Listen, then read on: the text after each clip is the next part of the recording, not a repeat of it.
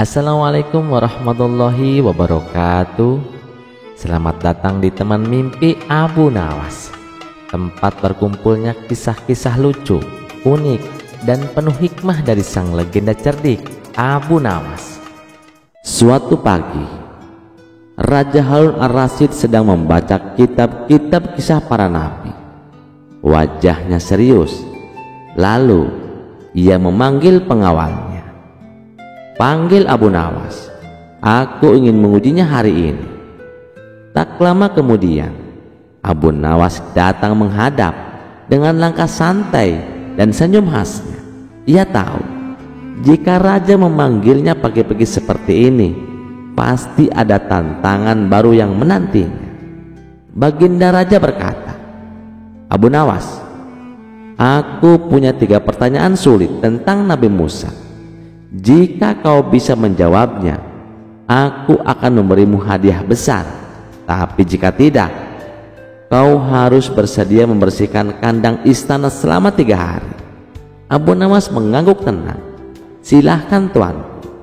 Pertanyaan pertama, apa hikmah Allah mewahyukan langsung kepada Nabi Musa di Gunung Sinai, bukan di istananya atau di Mesir? Abu Nawas tersenyum. "Tuanku, gunung adalah tempat yang tinggi dan sunyi.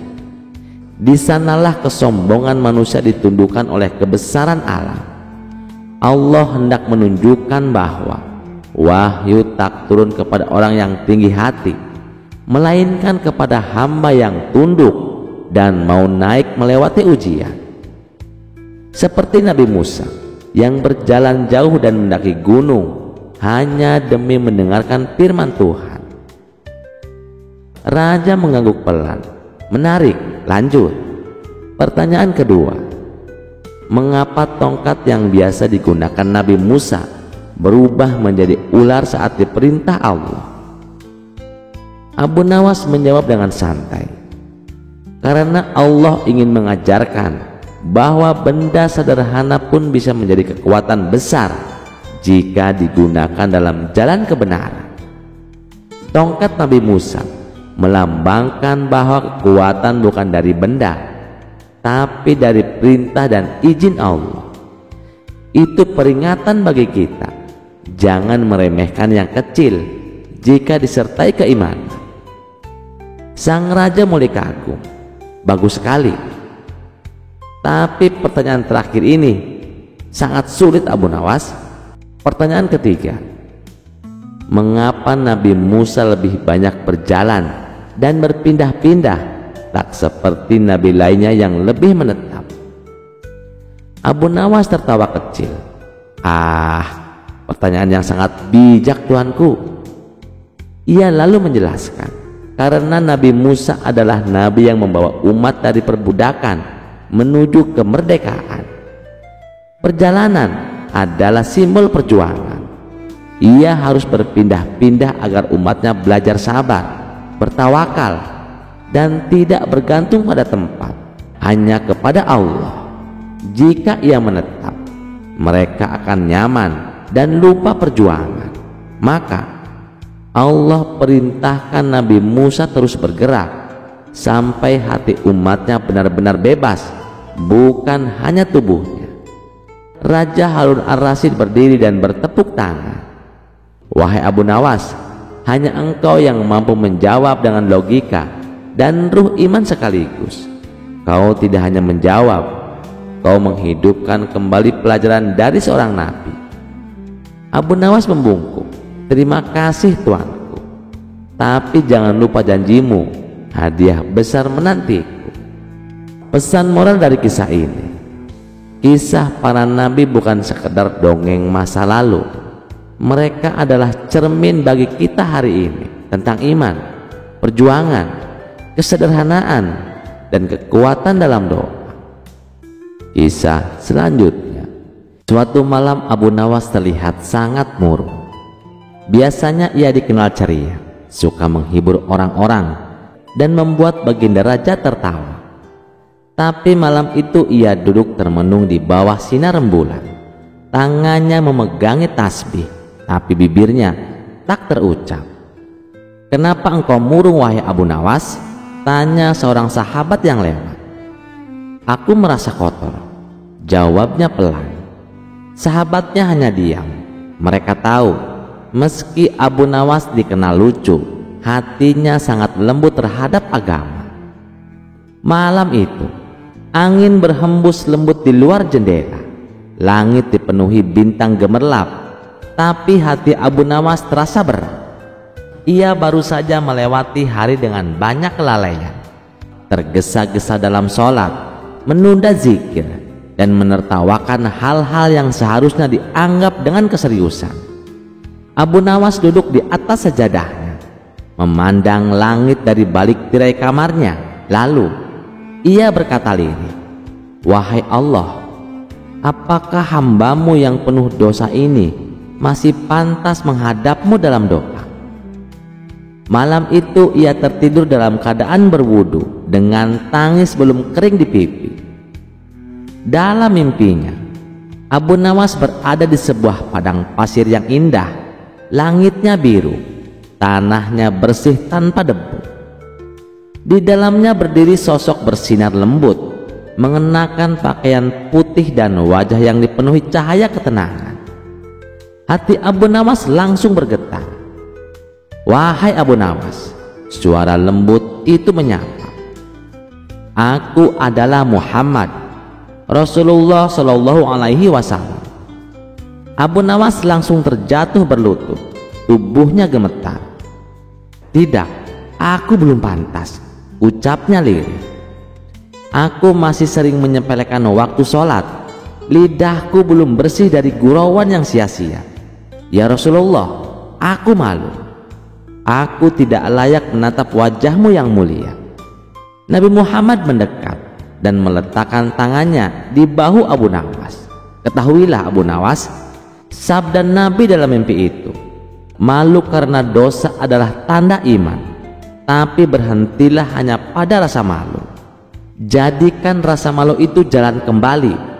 Kembalilah dengan taubat yang sungguh-sungguh, maka engkau akan lebih dekat padaku." Abu Nawas menangis terseduh-seduh di mimpi itu, tapi terasa seperti nyata. Ia mencoba berkata, namun suara tak keluar dari mulutnya. Dalam sekejap, cahaya yang menyelimuti Rasulullah perlahan menjauh. "Ya Rasulullah, tunggu, aku ingin berubah. Aku ingin pantas menatapmu," seru Abu Nawas. Namun Nabi hanya tersenyum dan berkata, "Mulailah dengan satu sholat malam yang penuh kesungguhan, lalu lanjutkan dengan taubat, amal, dan cinta pada sesama. Maka kelak kita akan benar-benar bertemu, bukan dalam mimpi, tapi di tempat yang kekal." Abu Nawas terbangun dengan air mata mengalir. Fajar mulai menyingsing. Ia bangkit dari pembaringannya dan segera mengambil air wudhu. Pagi itu ia menunaikan sholat subuh dengan khusyuk yang belum pernah ia rasakan seumur hidupnya. Hari-hari berikutnya Abu Nawas berubah. Ia tidak lagi tertawa berlebihan di pasar. Ia menjaga lisannya, memperbanyak ibadah malam, dan gemar membantu orang-orang miskin. Ketika orang-orang bertanya mengapa ia berubah begitu cepat, Abu Nawas hanya tersenyum dan berkata, "Aku belum pantas menatap wajah Nabi, tapi aku ingin suatu hari bisa menyambutnya tanpa malu." Pesan moral dari cerita ini, kita semua punya kekurangan, tapi rasa malu atas dosa bisa jadi pintu perubahan, asalkan kita sungguh-sungguh ingin berubah. Seperti Abu Nawas, mari kita mulai, meski hanya dengan 1 rakaat malam. Kisah selanjutnya. Hari itu panas terik. Abu Nawas duduk di emperan masjid sambil memegangi perutnya yang lapar. 3 hari sudah aku tidak makan enak. Roti pun hanya remah-remah, keluhnya. Tiba-tiba seekor kucing lewat sambil membawa kepala ikan. Abu Nawas menatapnya dengan sedih. Bahkan kucing pun sedang berpesta. Ia menghela napas panjang, wajahnya letih, bukan karena lapar semata, tapi karena masalah hidupnya yang tak kunjung habis. Dalam tidurnya, Abu Nawas mendapati dirinya berada di sebuah padang yang luas. Di kejauhan, tampak seorang lelaki duduk di bawah pohon kurma. Tubuhnya kurus, kulitnya pecah-pecah, dan dikelilingi lalat. Namun wajahnya penuh ketenangan. Abu Nawas mendekat dan bertanya, "Siapa engkau, wahai orang salih?" Orang itu menjawab lembut, "Aku Ayub, seorang hamba yang diuji Tuhan dengan sakit, kehilangan, dan sepi, tapi tak pernah berhenti bersyukur." Abu Nawas tertegun, "Tapi bagaimana engkau bisa sabar dalam semua itu? Aku tak sanggup menghadapi kemiskinan 3 hari saja. Kau diuji bertahun-tahun." Nabi Ayub tersenyum, "Wahai Abu Nawas, kau lupa. Selama bertahun-tahun Allah memberikanku kesehatan, harta, dan keluarga. Mengapa saat Dia mengambilnya sebentar, aku harus mengeluh seolah Dia tak pernah memberiku apa-apa?" Abu Nawas menunduk, "Tapi aku hanya orang biasa." "Justru karena kau biasa, belajarlah dari yang luar biasa. Tuhan tidak menilai beratnya ujianmu, tapi sabar dan syukurmu." Abu Nawas bangun dari tidurnya dengan mata basah, hatinya ringan. Ia bergegas berwudu, lalu sholat malam sambil berdoa, "Ya Allah, aku malu karena selama ini terlalu banyak mengeluh. Aku lupa bahwa nikmat-Mu lebih banyak dari keluhan." Sejak saat itu, Abu Nawas menjadi lebih tenang. Ketika seorang memarahinya, ia tersenyum. Ketika lapar, ia berkata, "Alhamdulillah, masih bisa mencium aroma dapur tetangga." Ketika ditanya oleh sahabatnya, "Apa yang membuatmu berubah?" Abu Nawas menjawab sambil tertawa, "Aku disindir oleh orang paling sabar di dunia, bahkan dalam mimpi." Begitulah, kisah ini mengajarkan bahwa sabar itu bukan menunggu tanpa keluh, tapi tetap yakin dan bersyukur dalam ujian. Seperti Abu Nawas, kita semua bisa belajar dari Nabi Ayub. Jangan hitung apa yang diambil Allah sebelum kau hitung berapa banyak yang sudah diberi. Cerita selanjutnya. Pada suatu hari, negeri Baghdad digemparkan oleh kabar aneh. Telah muncul seorang laki-laki yang mengaku sebagai nabi baru. Orang itu berjalan keliling kota dengan pakaian compang-camping, membawa tongkat, dan berkata dengan lantang, "Aku utusan Tuhan, dengarkan wahyu dariku.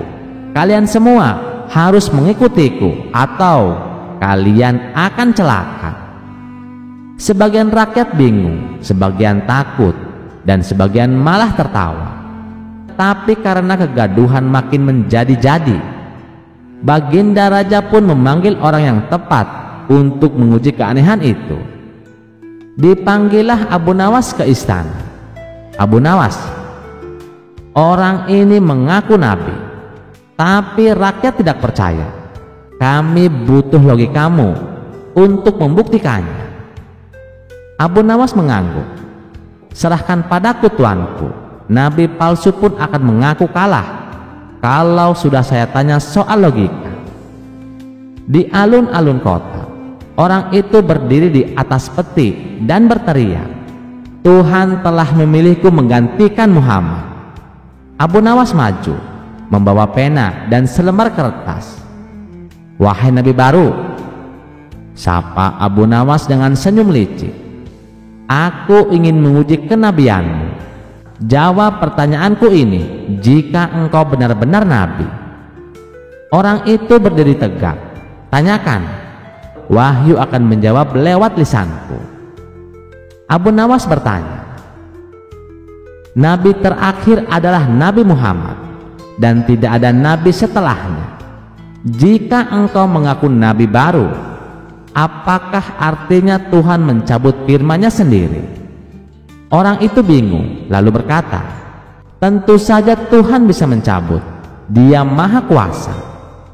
Abu Nawas menimpali, "Lalu, bagaimana kami bisa yakin kalau firman-Mu nanti tidak akan dicabut juga oleh nabi palsu yang datang setelahmu?" Orang itu mulai gelisah, wajahnya kaku. Abu Nawas bertanya lagi, "Jika engkau benar nabi, tunjukkan satu mukjizat-Mu." Orang itu menjawab, "Mukjizatku adalah suara yang datang ke telingaku setiap malam." Abu Nawas tertawa, "Itu berarti kau hanya nabi untuk telingamu sendiri." Kerumunan rakyat mulai tertawa kecil. Abu Nawas menatapnya tajam. "Kau bilang Tuhan berbicara langsung padamu. Jika benar, sebutkan satu rahasia masa depan yang belum terjadi." Orang itu gelagapan, lalu berkata gugup, Besok langit akan berwarna merah." Tiba-tiba Abu Nawas menunjuk ke langit. "Langitnya sudah merah, wahai Nabi. Apakah besok datang lebih cepat?" Abu Nawas akhirnya mendekatinya dan berbisik, "Katakan terus terang, siapa yang menyuruhmu mengaku nabi? Apa kau dibayar?" Orang itu pun menangis, "Ampun, aku bukan nabi. Aku hanya disuruh oleh pedagang dari luar kota untuk mengacaukan Baghdad agar dagangannya laku." Abu Nawas selalu mengumumkan, "Wahai rakyat, inilah bukti bahwa akal sehat dan ilmu bisa membongkar kebohongan yang mengatasnamakan agama. Kebohongan atas nama agama adalah kejahatan tertinggi." Dan Abu Nawas mengajarkan bahwa iman yang lurus harus dibarengi logika yang tajam. Cerita selanjutnya. Hari itu panas terik. Abu Nawas duduk di emperan masjid sambil memegangi perutnya yang lapar. "3 hari sudah aku tidak makan enak. Roti pun hanya remah-remah," keluhnya. Tiba-tiba seekor kucing lewat sambil membawa kepala ikan. Abu Nawas menatapnya dengan sedih. Bahkan kucing pun sedang berpesta. Ia menghela napas panjang, wajahnya letih, bukan karena lapar semata, tapi karena masalah hidupnya yang tak kunjung habis. Dalam tidurnya, Abu Nawas mendapati dirinya berada di sebuah padang yang luas. Di kejauhan, tampak seorang lelaki duduk di bawah pohon kurma. Tubuhnya kurus, kulitnya pecah-pecah, dan dikelilingi lalat. Namun wajahnya penuh ketenangan. Abu Nawas mendekat dan bertanya, "Siapa engkau, wahai orang salih?" Orang itu menjawab lembut, "Aku Ayub, seorang hamba yang diuji Tuhan dengan sakit, kehilangan, dan sepi, tapi tak pernah berhenti bersyukur." Abu Nawas tertegun, "Tapi bagaimana engkau bisa sabar dalam semua itu? Aku tak sanggup menghadapi kemiskinan 3 hari saja. Kau diuji bertahun-tahun." Nabi Ayub tersenyum, "Wahai Abu Nawas, kau lupa. Selama bertahun-tahun Allah memberikanku kesehatan, harta, dan keluarga. Mengapa saat Dia mengambilnya sebentar, aku harus mengeluh seolah Dia tak pernah memberiku apa-apa?" Abu Nawas menunduk, "Tapi aku hanya orang biasa." "Justru karena kau biasa, belajarlah dari yang luar biasa. Tuhan tidak menilai beratnya ujianmu, tapi sabar dan syukurmu."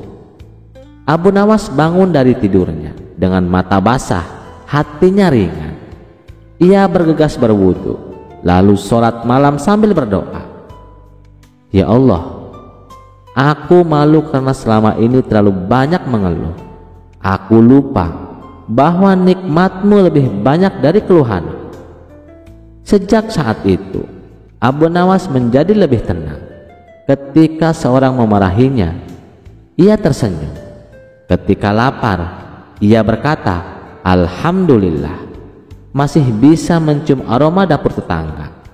Ketika ditanya oleh sahabatnya, "Apa yang membuatmu berubah?"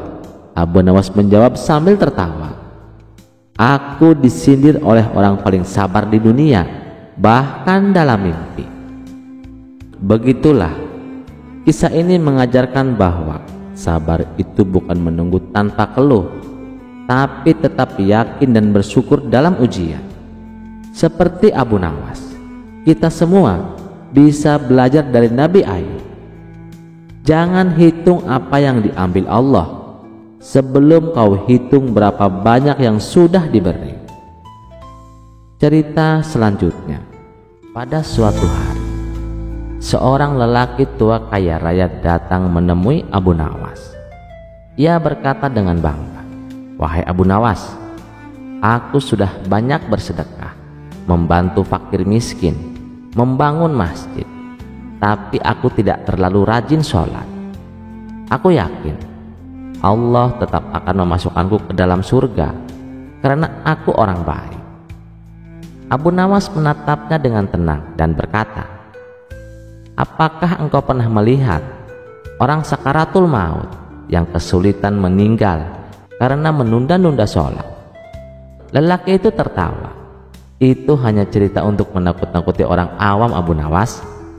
Abu Nawas pun hanya tersenyum lalu berkata, "Kalau begitu, izinkan aku mengajakmu melihat sesuatu malam ini.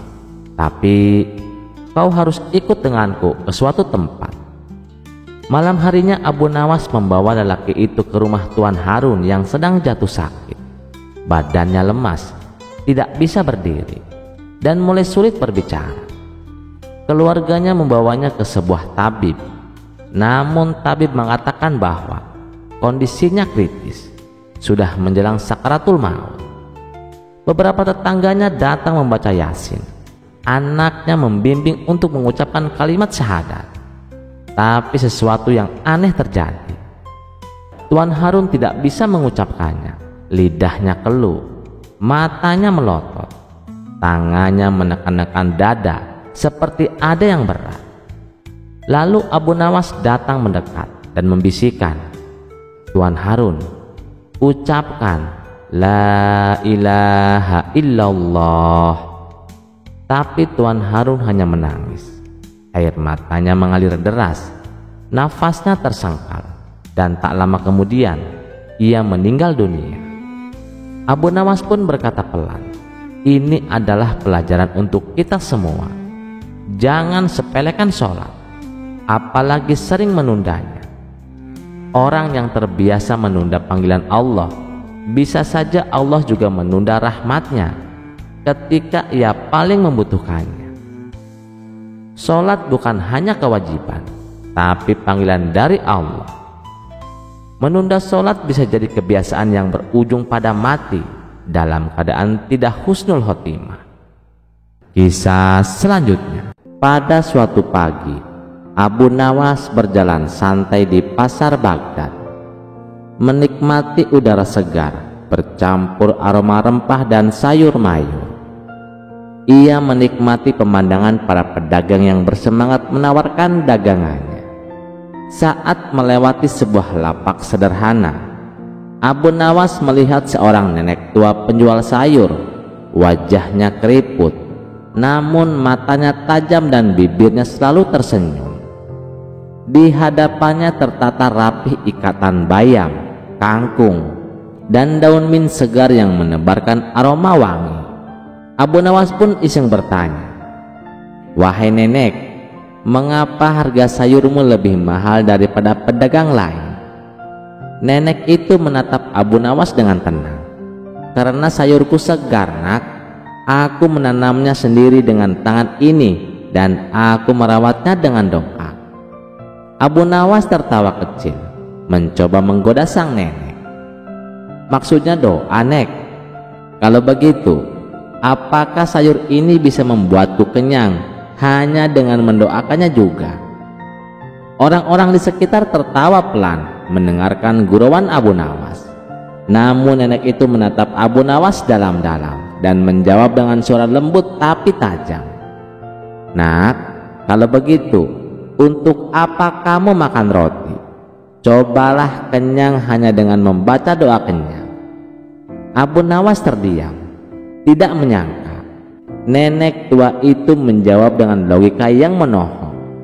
Orang-orang di sekitar tertegun lalu tertawa, bukan mengejek, melainkan kagum pada nenek penjual sayur. Namun Abu Nawas belum menyerah. Ia menatap nenek itu sambil berkata, "Tapi Nek, bukankah semua rezeki itu sudah ditentukan Allah? Kalau begitu, aku tidak perlu membeli. Karena jika Allah menakdirkan aku makan sayurmu, maka akan tiba juga di piringku." Nenek itu tersenyum kecil, menatap Abu Nawas dengan sorot mata penuh kasih sayang. "Benar Nak, rezeki sudah ditentukan, tapi Allah juga memerintahkan kita untuk berusaha. Bahkan Nabi Musa pun menjemput rezekinya dengan menggembala domba. Jika kau menunggu sayur ini tiba di piringmu tanpa membeli, mungkin kau akan memakannya saat sudah busuk di tempat sampah." Abu Nawas tertegun. Ia menunduk, mengusap janggutnya pelan dan tertawa. "Wahai Nek, hari ini aku kalah debat denganmu. Aku akan membeli sayurmu bukan karena aku kalah, tapi karena aku belajar satu hal penting." Nenek itu bertanya pelan, "Apa itu Nak?" Abu Nawas menatapnya dengan hormat dan berkata, "Bahwa rezeki itu harus dijemput dengan usaha dan kerendahan hati." Orang-orang di pasar tersenyum, terharu melihat Abu Nawas yang terkenal cerdas itu mengakui kekalahannya dengan lapang dada. Sejak hari itu, Abu Nawas selalu menyempatkan diri membeli sayur pada nenek tua itu setiap kali ia ke pasar, meski hanya sekedar menegur dan mendengarkan nasihat bijaknya.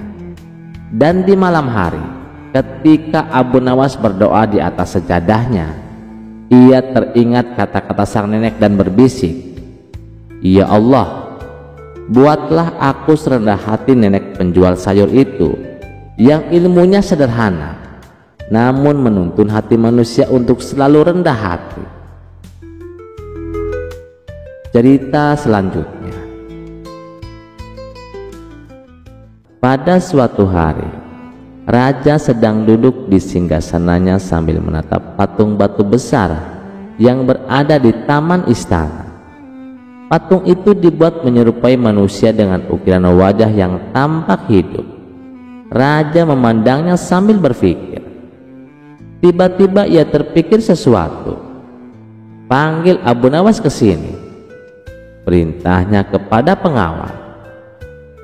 Tak lama kemudian Abu Nawas datang dengan wajah tenang. Ia menunduk hormat sambil berkata, "Ada apa gerangan tuanku memanggil hamba?" Raja tersenyum kecil, matanya menatap tajam. "Abu Nawas, hari ini aku ingin menguji kecerdikanmu lagi." Abu Nawas menelan ludah lalu berkata, "Ujian apa lagi tuanku?" Raja menunjuk patung batu itu. "Aku ingin kau menghidupkan patung ini dengan doamu. Jika kau berhasil, aku akan memberimu emas dan permata. Tapi jika gagal, kau akan tahu akibatnya." Abu Nawas menatap patung batu itu lama sekali. Dalam hati ia berkata, "Bagaimana mungkin aku menghidupkan batu? Aku bukan seorang nabi." Namun dengan wajah tenang, ia mendekati patung itu. Lalu ia menengadahkan kedua tangannya dan berdoa dengan suara keras, "Ya Allah, jika Engkau menghendaki patung ini hidup, maka ia akan hidup. Namun jika Engkau tidak menghendakinya, maka ia akan tetap menjadi batu seperti sekarang.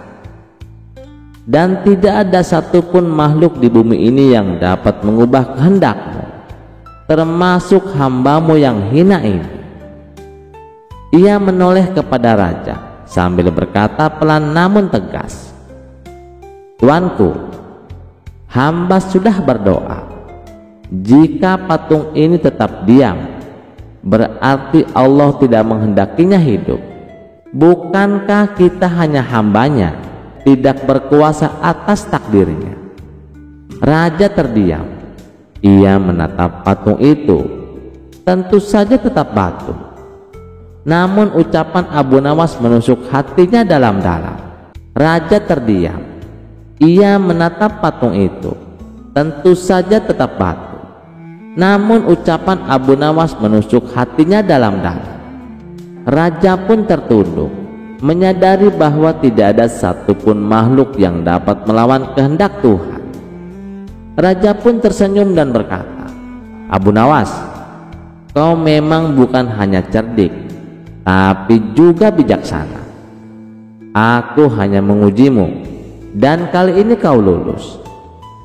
Raja kemudian memerintahkan pengawal untuk memberikan emas, perak, dan kain sutra terbaik kepada Abu Nawas sebagai hadiah atas kebijaksanaan dan kecerdasannya hari ini.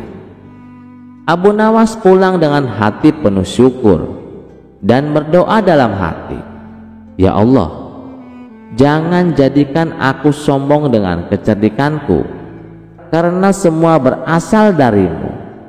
Kisah selanjutnya, cerita selanjutnya. Di suatu pagi yang cerah, Baginda Raja duduk santai sendirian di taman istana. Ia tengah menikmati udara pagi sambil menghisap sebatang rokok yang baru saja diterimanya dari negeri jauh. Bungkus rokoknya mewah, berwarna emas, dan aroma asapnya wangi sekali, seperti campuran cendana dan rempah-rempah. Tiba-tiba dari kejauhan muncul Abu Nawas, berjalan santai menuju taman. "Selamat pagi tuanku," sapa Abu Nawas sopan. "Ah, Abu Nawas, kemarilah, duduklah di sampingku. Udara pagi ini terlalu nikmat untuk dinikmati sendirian," ujar Baginda sambil tersenyum lebar. Abu Nawas duduk, lalu melirik ke arah rokok yang sedang diisap Baginda. "Rokok tuanku terlihat istimewa sekali," kata Abu Nawas penasaran. Baginda tertawa kecil dan mengeluarkan bungkus rokok baru dari sakunya.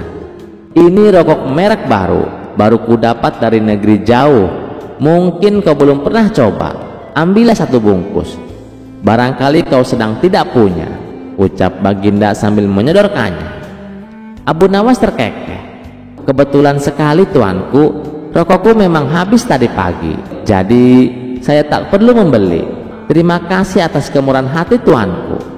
Mereka pun tertawa bersama sambil menikmati suasana pagi yang damai di taman istana. Keesokan harinya, Abu Nawas pergi ke pasar membeli kebutuhan harian. Setelah selesai belanja, ia pun berjalan pulang melewati jalan kecil yang sepi. Namun tanpa diduga, dua orang perampok menghadangnya. "Berikan semua barangmu atau kau akan celaka," geretak salah satu perampok sambil memegang kayu besar. Abu Nawas terkejut dan bingung. Tak ada siapapun di sekitar, dan ia benar-benar tidak membawa senjata atau perlindungan apapun. Namun dalam kondisi genting itu muncullah ide cemerlang dalam benaknya. Dengan tenang, Abu Nawas mengeluarkan bungkus rokok pemberian Baginda, mengambil satu batang dan menyalakannya. Ia mulai menghisap perlahan sambil menatap kedua perampok dengan mata tajam. Lalu sambil menghembuskan asap, Abu Nawas berkata, "Semalam kau mencuri uang ibumu yang sedang sakit, bukan?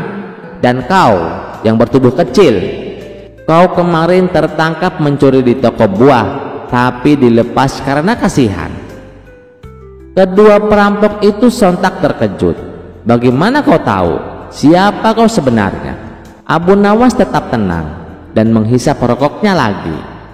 "Rokok ini bukan rokok biasa. Ini membuka pikiranku dan menunjukkan masa lalu kalian. Kalau aku teruskan merokok, aku bisa tahu nama asli kalian Dan di mana rumah kalian? Mau kubuktikan?" Kedua perampok saling pandang ketakutan. Salah satunya langsung berlutut, "Maafkan kami Tuan, kami tidak tahu siapa Anda. Tolong jangan bongkar semuanya. Pergilah kalian sebelum aku menyebut nama ayah kalian di depan umum," kata Abu Nawas pelan tapi tegas. Tanpa pikir panjang, kedua perampok langsung kabur seperti dikejar macan. Beberapa hari kemudian, Abu Nawas kembali menemui Baginda di taman istana. "Bagaimana rokok dari negeri jauh itu Abu Nawas?" tanya Baginda sambil tersenyum. Abu Nawas tertawa kecil. "Rokok itu sangat bermanfaat tuanku, bukan hanya menghilangkan stres, tapi juga menyelamatkanku dari perampok." Baginda terkejut. "Masa bisa begitu?" Abu Nawas mengangguk. "Ternyata jika kita bisa tetap tenang dan berbicara dengan yakin, orang akan percaya apapun yang kita katakan. Rokok itu hanyalah alat, yang penting akal sehat dan keberanian." Cerita selanjutnya. Di suatu pagi yang cerah di istana, raja tampak murung. Sudah beberapa kali ia mencoba mempermalukan Abu Nawas di depan rakyat, tapi selalu gagal. Bukannya dipermalukan, justru Abu Nawas makin dipuji karena kecerdasannya. "Aku harus menjebaknya, tapi bagaimana?" gumam sang raja sambil mengelus janggutnya. Tiba-tiba ia berdiri dan berteriak, "Aku punya ide. Aku akan berpura-pura bodoh." Semua penasaran. Para menteri, pengawal, bahkan koki istana ikut berkerut kening. "Yang mulia berpura-pura bodoh untuk apa?" "Justru karena aku ingin tahu seberapa jauh Abu Nawas berani mengakali orang yang terlihat bodoh," jawab sang raja dengan semangat. Hari itu raja memanggil Abu Nawas ke istana. "Abu Nawas," kata raja sambil memegang buah mangga, "aku ingin bertanya satu hal penting padamu." "Ini buah apa?" Abu Nawas mengerutkan kening. "Itu mangga tuanku." "Hah? Salah!" teriak sang raja. "Ini durian." "Durian tuanku?" tanya Abu Nawas menahan tawa. "Ya, sejak tadi aku mencium bau durian. Ini pasti durian. Lihat, bentuknya bulat, sama saja." Abu Nawas mulai menyadari raja mencoba sedang bermain peran, tapi ia tidak ingin langsung kalah. "Baiklah tuanku, jika tuanku bilang itu durian, maka itu durian," katanya sambil mengungguk hormat. Raja berdiri dan menunjuk seekor kuda. "Abu Nawas, ini sapi atau kambing?" Abu Nawas melirik kuda itu, lalu kembali menunduk. "Hamba tidak berani mengatakan yang sebenarnya, karena hamba takut bertentangan dengan ilmu kebodohan Baginda yang agung." "Jadi menurutmu ini apa?" tanya raja penasaran. "Menurut rakyat itu kuda, tapi menurut ilmu Baginda bisa jadi itu angsa." Para menteri mulai saling lirik dan menahan tawa. Raja belum puas. Ia memberikan segenggam pasir kepada Abu Nawas. "Ini apa Abu Nawas?" Abu Nawas menjawab tenang, "Itu emas murni tuanku, sangat halus dan pasti mahal." Raja tertawa puas. "Aha, akhirnya kau mengaku salah." Namun Abu Nawas tersenyum licik. "Tuanku benar, hamba memang salah, tapi lebih baik hamba salah mengikuti orang yang sedang pura-pura bodoh daripada benar dan dihukum karena lebih pintar dari raja." Semua mendadak diam. Sang raja terpaku. Ia merasa tertampar dengan kata-kata itu. "Hahaha, Abu Nawas, kau memang tak bisa dijebak, bahkan oleh kebodohanku sendiri." Sejak saat itu sang raja menyadari bahwa berpura-pura bodoh justru membuatnya terlihat benar-benar bodoh. Ia pun memutuskan satu hal: Abu Nawas tidak bisa dijatuhkan dengan jebakan, tapi bisa dijadikan penasihat paling jujur dan jenaka. Dan begitulah Abu Nawas sekali lagi selamat dari tipu daya istana dengan kecerdikan dan keberanian melawan kebodohan yang disengaja. Cerita selanjutnya. Di pasar Baghdad ada 3 ibu-ibu terkenal seantero Baghdad. Namanya Ummu Raibah. Dia adalah orang yang ingin tahu urusan rumah tangga semua orang. Kemudian Siti Al-Hanifah. Dia adalah orang yang selalu memperhatikan orang-orang berbelanja apa dan dengan siapa. Fatimah Mukbitah adalah spesialis menebak-nebak aib orang lain yang hanya dari ekspresi wajah. Setiap hari mereka berkumpul dan membuka sidang gosip pagi. Dan nama yang paling sering disebut adalah Abu Nawas.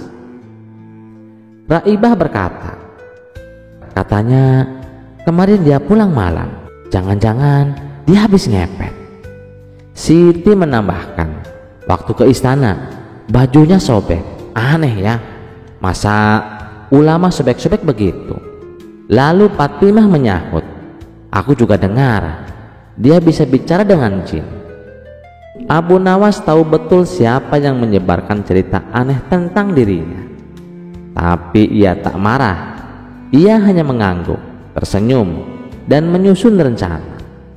Suatu hari, Abu Nawas datang ke pasar membawa 3 kotak kayu kecil, masing-masing dibungkus kain sutra warna-warni. Ia menghampiri ketiga ibu itu sambil berkata, wahai ibu-ibu mulia, aku hanya orang biasa, tapi kalian telah membuat namaku jadi topik hangat di Baghdad. Maka untuk itu, aku berikan hadiah sebagai ungkapan terima kasih. Tentu saja ketika ibu-ibu itu terkesima, tapi karena banyak orang menonton, mereka berpura-pura tersenyum lebar dan menerima hadiah itu dengan bangga. Sesampainya di rumah, mereka tak sabar membuka hadiah tersebut. Tapi begitu kotaknya dibuka, isinya bukan emas, bukan perhiasan, bukan juga pujian, hanyalah cermin. Dan di balik cermin tertuliskan selembar surat. Kau ingin tahu aib siapa yang paling sering kau bicarakan? Maka lihatlah wajah yang sedang membaca pesan ini. Tertanda Abu Nawas. Keesokan harinya, bangku panjang di sudut pasar kosong. Tak ada lagi gosip, tak ada lagi bisik-bisik. Orang-orang bertanya-tanya, kemana para ahli kabar angin itu? Ternyata mereka tak berani lagi membuka mulut, bukan karena takut pada Abu Nawas, tapi karena malu pada dirinya sendiri. Ketika seseorang bertanya, kenapa ia memberi hadiah cermin?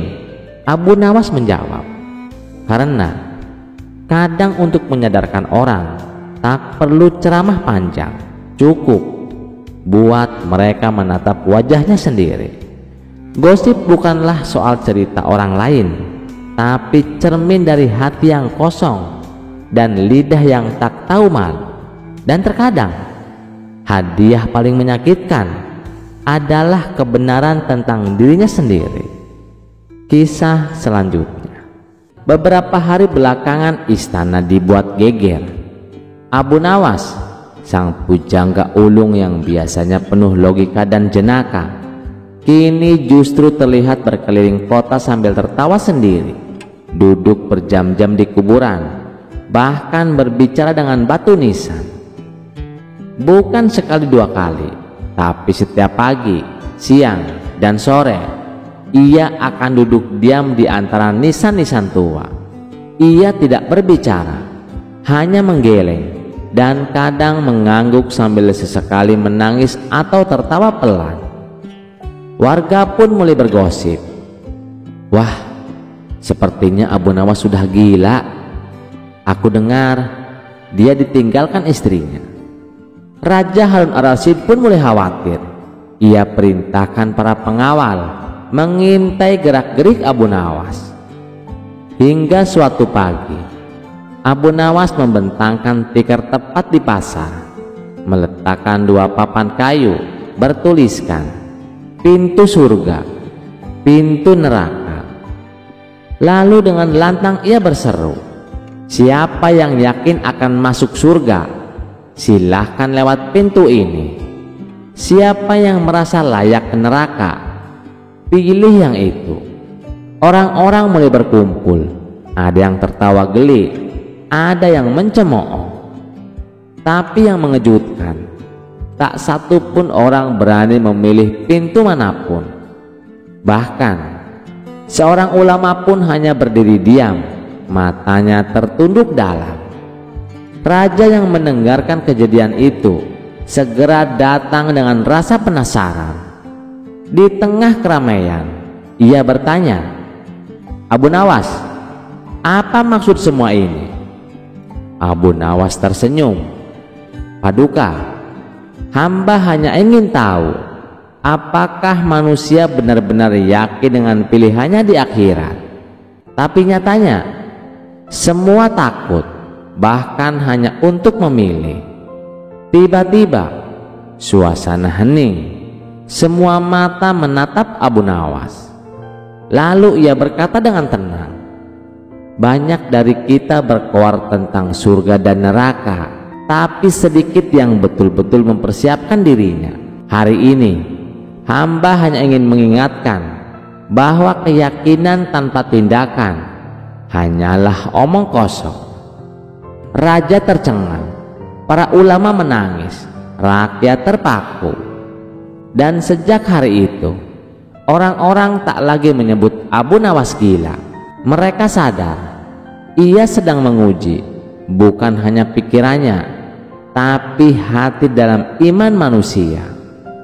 Di suatu sore yang teduh, Abu Nawas sedang duduk santai di bawah pohon zaitun dekat madrasah.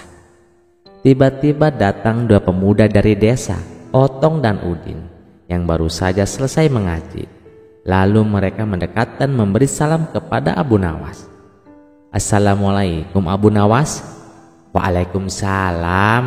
Wahai anak-anak muda, duduklah, mari kita berbincang." Otong yang wajahnya terlihat sedikit gelisah langsung angkat bicara. "Abu Nawas, bolehkah saya bertanya tentang sesuatu yang penting?" Abu Nawas mengangguk sambil tersenyum. "Tentu boleh. Apa gerangan yang membuatmu risau, wahai Otong?"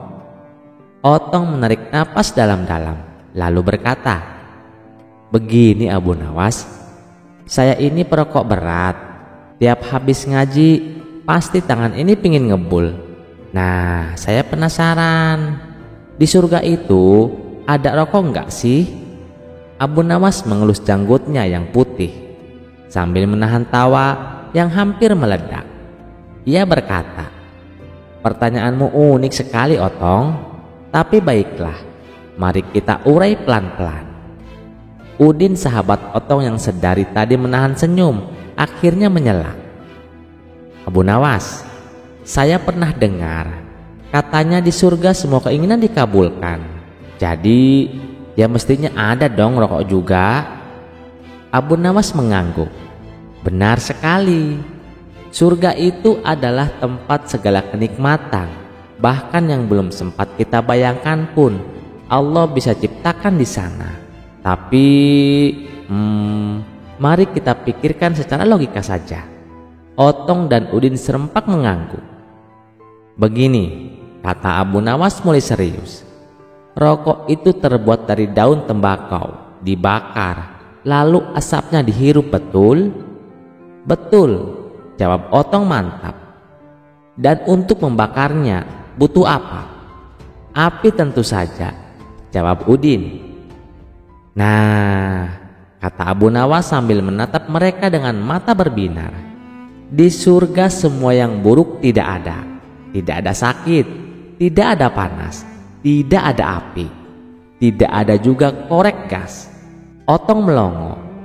"Loh, kalau begitu gimana cara nyalain rokoknya?"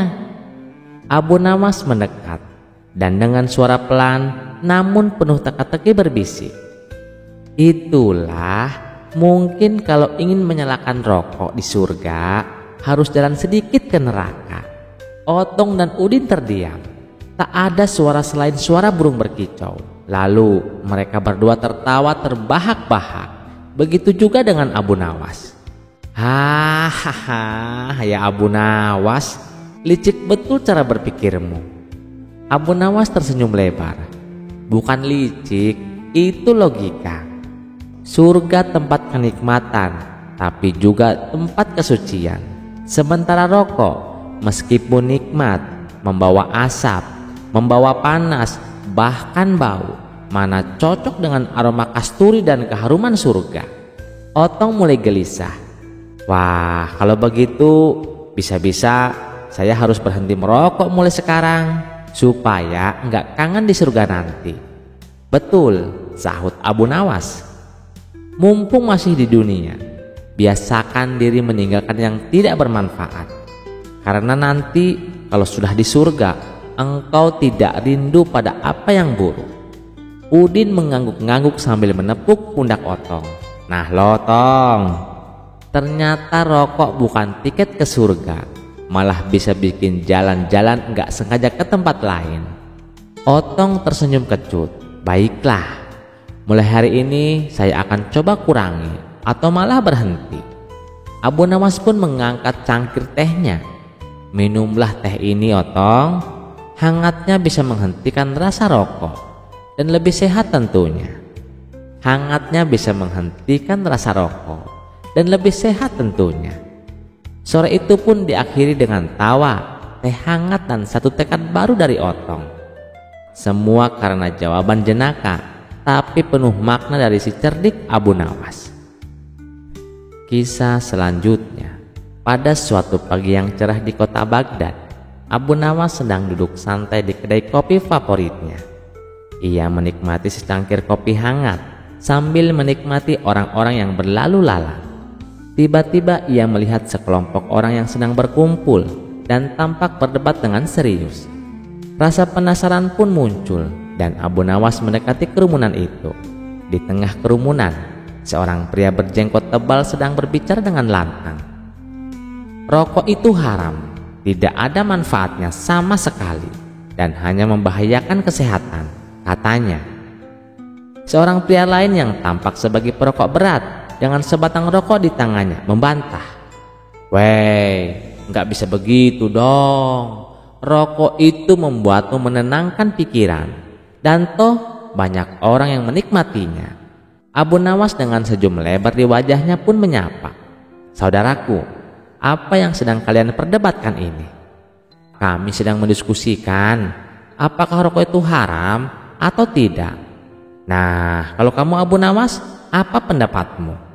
Abu Nawas pun mengangguk bijak, lalu berkata, baiklah, ayo kita lihat masalah ini dari sudut pandang yang berbeda. Nah, sekarang apakah ada yang tahu hukum makan roti dengan susu? Kerumunan pun terdiam. Lalu salah satu dari mereka menjawab, tidak ada Abu Nawas, itu sih perkara mubah. Boleh-boleh saja dilakukan. Lalu Abu Nawas pun tersenyum dan melanjutkan, lalu bagaimana dengan naik unta di sore hari? Kembali kerumunan pun terdiam. Pria berjenggot tebal pun menjawab, ya tentu saja tidak ada hukum yang melarangnya lah Abu Nawas. Abu Nawas pun tertawa kecil dan berkata, nah jika hal-hal sederhana seperti ini tidak ada hukumnya, kenapa kita tidak melihat rokok dengan cara yang sama?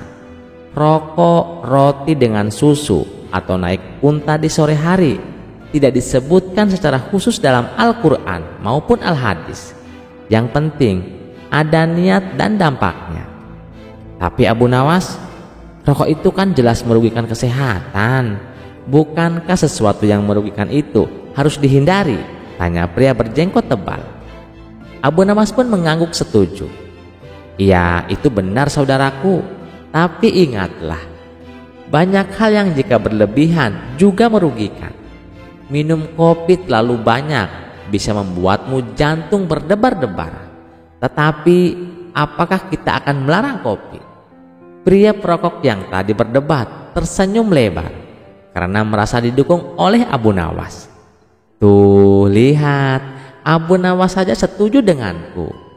Tapi Abu Nawas mengangkat tangannya, meminta semua orang untuk mendengarkan. Tunggu dulu, aku belum selesai. Sebaliknya kita juga harus bijak. Jika kita tahu sesuatu yang tidak baik untuk kita, maka kita harus menguranginya. Jadi rokok itu tidak haram, tapi juga tidak bijak untuk dikonsumsi secara berlebihan. Semua orang terdiam merenungkan kata-kata Abu Nawas. Dengan ada jenaka, Abu Nawas menambahkan, dan ingat, jika kalian ingin merokok, lakukanlah jauh dari orang yang tidak merokok. Sebab tidak semua orang itu suka roti dengan susu, dan pastinya tidak semua orang juga suka dengan asap rokok. Kerumunan itu pun tertawa terbahak-bahak. Pria berjenggot tebal dan perokok berat itu pun saling tersenyum, menyadari bahwa mereka bisa bersepakat untuk sependapat dengan cara yang damai dan penuh dengan humor. Pada suatu hari, raja sedang duduk di singgasananya sambil menatap patung batu besar yang berada di taman istana. Patung itu dibuat menyerupai manusia dengan ukiran wajah yang tampak hidup. Raja memandangnya sambil berpikir. Tiba-tiba ia terpikir sesuatu. Panggil Abu Nawas ke sini, perintahnya kepada pengawal. Tak lama kemudian Abu Nawas datang dengan wajah tenang. Ia menunduk hormat sambil berkata, "Ada apa gerangan tuanku memanggil hamba?" Raja tersenyum kecil, matanya menatap tajam. "Abu Nawas, hari ini aku ingin menguji kecerdikanmu lagi." Abu Nawas menelan ludah lalu berkata, "Ujian apa lagi tuanku?" Raja menunjuk patung batu itu. "Aku ingin kau menghidupkan patung ini dengan doamu. Jika kau berhasil, aku akan memberimu emas dan permata. Tapi jika gagal, kau akan tahu akibatnya." Abu Nawas menatap patung batu itu lama sekali. Dalam hati ia berkata, "Bagaimana mungkin aku menghidupkan batu? Aku bukan seorang nabi." Namun dengan wajah tenang, ia mendekati patung itu. Lalu ia menengadahkan kedua tangannya dan berdoa dengan suara keras, "Ya Allah, jika Engkau menghendaki patung ini hidup, maka ia akan hidup. Namun jika Engkau tidak menghendakinya, maka ia akan tetap menjadi batu seperti sekarang. Dan tidak ada satupun makhluk di bumi ini yang dapat mengubah kehendak-Mu, termasuk hamba-Mu yang hina ini." Ia menoleh kepada raja sambil berkata pelan namun tegas, "Tuanku, hamba sudah berdoa. Jika patung ini tetap diam, berarti Allah tidak menghendakinya hidup. Bukankah kita hanya hambanya, tidak berkuasa atas takdirnya?" Raja terdiam. Ia menatap patung itu. Tentu saja tetap batu. Namun ucapan Abu Nawas menusuk hatinya dalam-dalam. Raja terdiam. Ia menatap patung itu. Tentu saja tetap batu. Namun ucapan Abu Nawas menusuk hatinya dalam-dalam.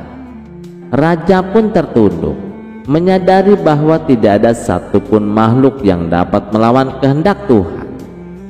Raja pun tersenyum dan berkata, "Abu Nawas, kau memang bukan hanya cerdik, tapi juga bijaksana. Aku hanya mengujimu, dan kali ini kau lulus." Raja kemudian memerintahkan pengawal untuk memberikan emas, perak, dan kain sutra terbaik kepada Abu Nawas sebagai hadiah atas kebijaksanaan dan kecerdasannya hari ini.